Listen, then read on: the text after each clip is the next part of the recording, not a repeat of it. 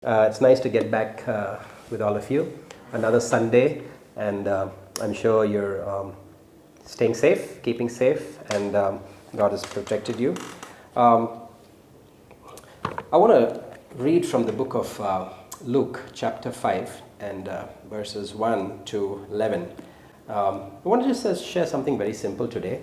I'm sure that you have read this, and it's basically talking about Jesus choosing his first disciples, which is an interesting topic. But what I want to talk today is sinners becoming saints.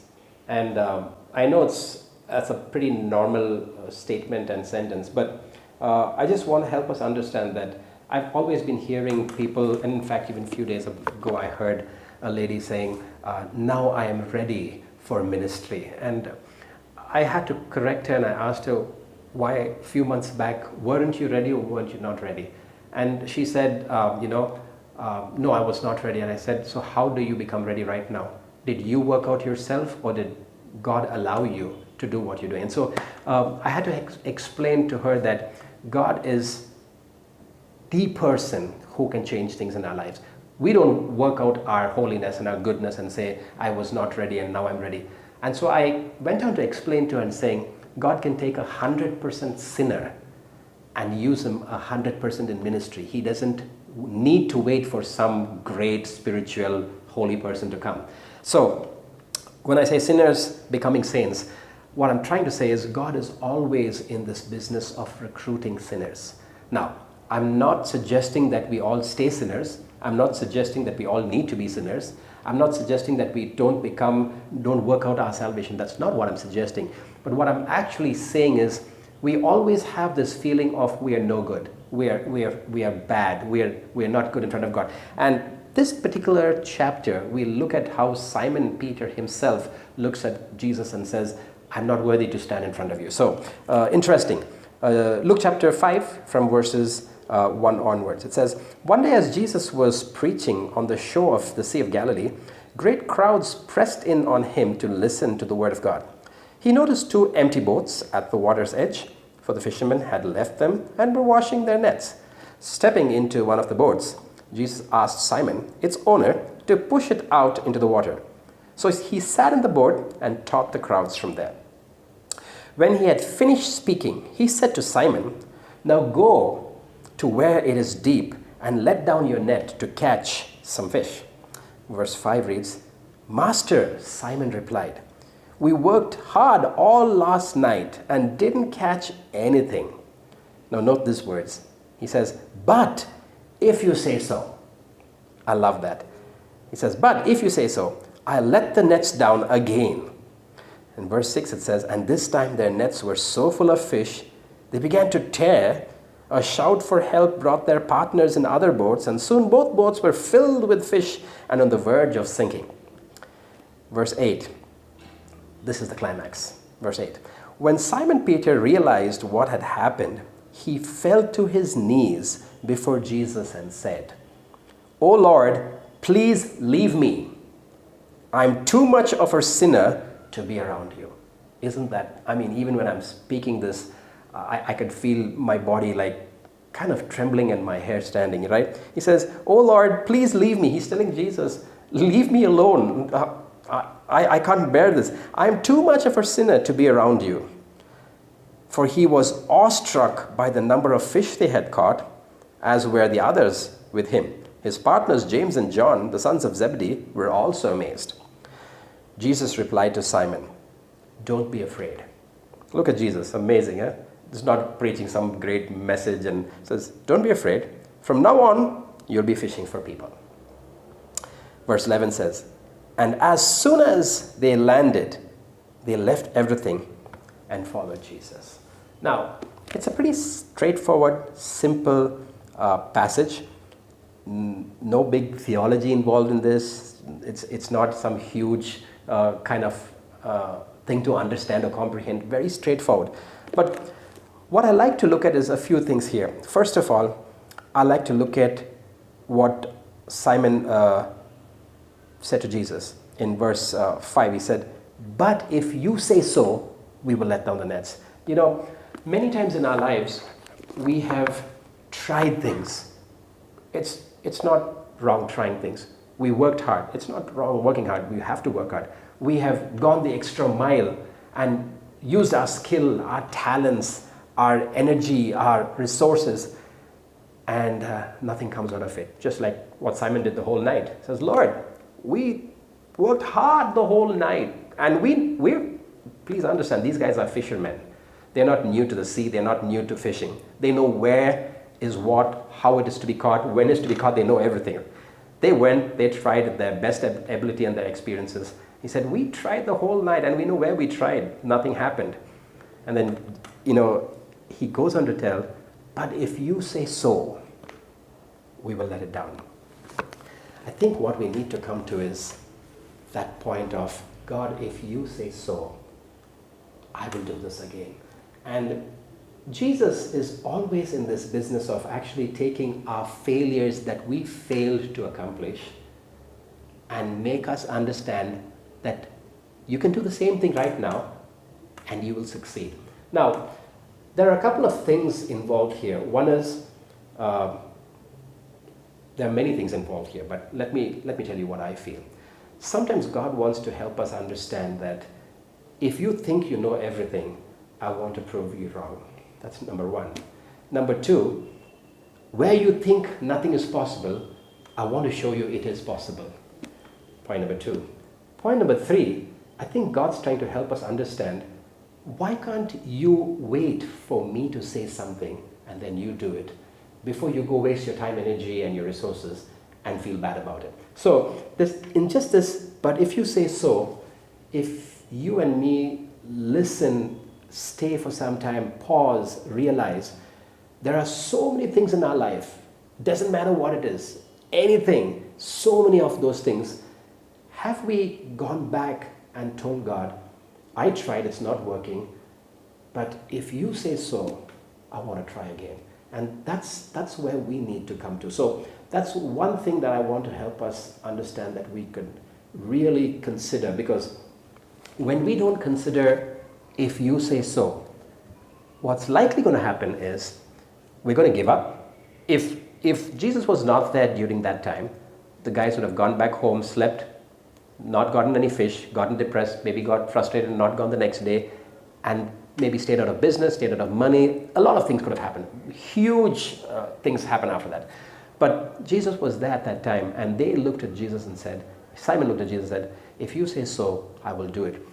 It's basically humbling yourself. It's basically reteaching yourself something, informing yourself that maybe there's something that I don't know. Maybe there's something that I need to look into that I've never seen. So you can translate it as how much ever ways and in views you want to. I'm just trying to help us understand by giving us a few tips on it can be this, it can be that, but you can add to that.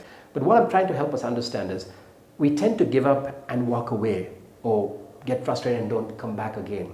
But my understanding and my experience is when we are close and keep a tag on God and say, I want to find out your opinion. What do you say? If you say so, I want to do this.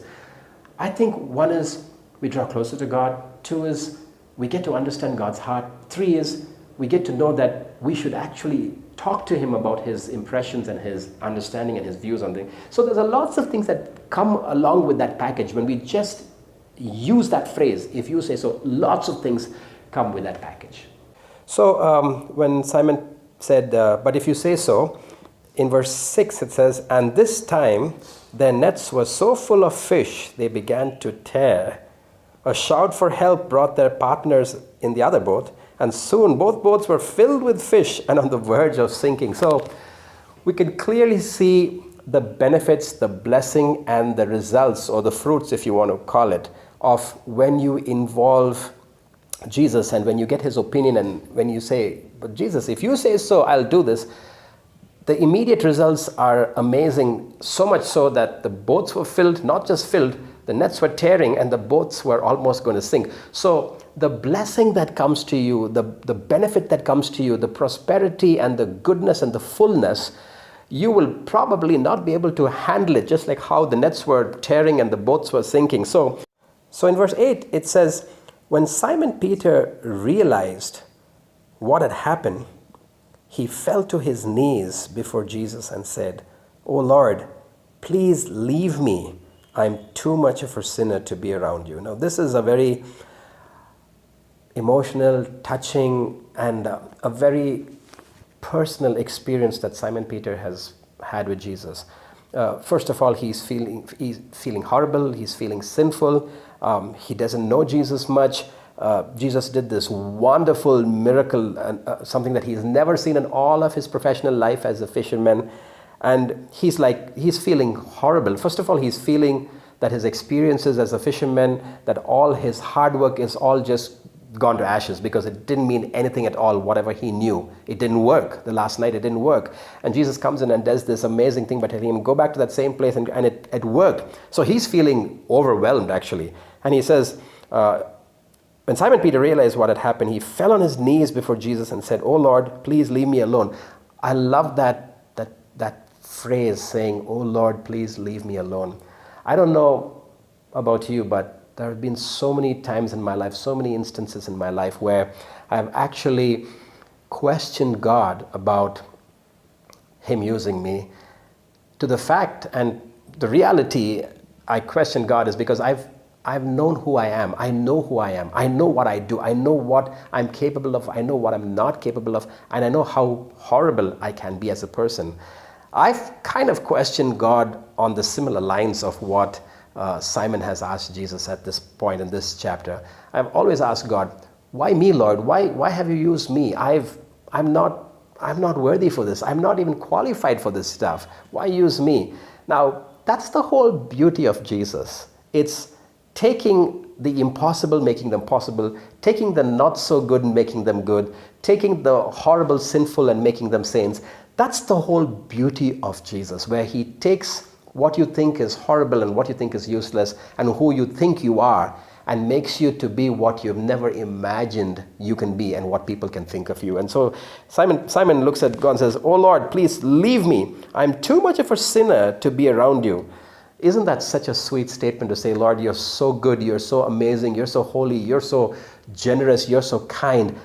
I'm too much of a sinner to be around you. I don't even deserve to be around you, leave alone speak to you, chat with you, become your friend. Just to be around you, I don't qualify." How many times in your life and my life we felt that?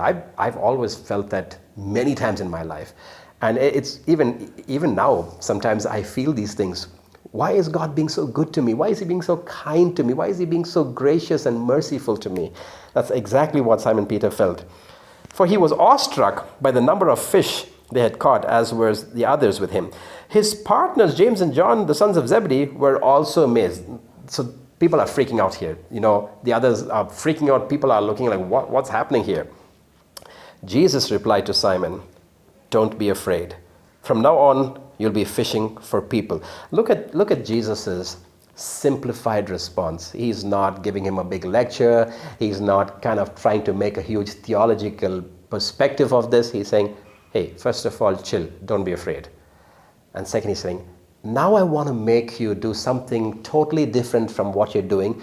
Kind of almost the same thing. You're catching fish there in the sea, and now you'll be catching people. You'll be fishing for people." So look at the transition of where to where it's come and how Jesus actually infuses into Simon Peter. You're going to be doing the same thing, Simon, just with a different product and commodity. Don't be afraid. From now on, you'll be fishing for people. And verse 11 says, "And as soon as they had landed, they left everything and followed Jesus." Now, that's another total dimension and a total different perspective. They landed, they left everything, they followed Jesus. I'm not suggesting to any of us that we get touched by God and receive a miracle from God and then quit our jobs, quit our business and say, "Oh, now I'm going to start doing full-time ministry." That's really not what I'm suggesting, even though those guys did it. That was a different circumstance and situation. If God tells you to do that, that's a different story. But we always get carried off by this full-time ministry in quarter time and half time and three-quarter time, whatever time we have fractions of. But the perspective is not about leaving our jobs and getting to full-time ministry. The perspective is getting full time to depend on Jesus. The perspective is to 24/7 hear the voice of Jesus and get his opinion. That's the perspective, that we have a full time opinion about Jesus. Not have a full time ministry, but have a full time opinion about Jesus and still continue with our profession, still continue with our job, our work, our business. God doesn't want us to be leaving that and running after ministry and then struggling and saying, I don't have money to feed my family, give me this support. No, that's not the story. That's not the plan of God. So what we need to do is understand where we stand with our thoughts and our plans, how we incorporate the thoughts and views of Jesus, and follow the voice of God, because when you follow the voice of God and get his opinion, your blessing is immense and your frustration absolutely comes low, and you're in tune and in fellowship with Jesus. I hope you have a lovely week ahead. I hope you stay safe and be blessed. Think about this. I want you to think about this. Ask yourself questions where you need to connect and what you need to leave and what you need to incorporate. God bless you. Have a wonderful week.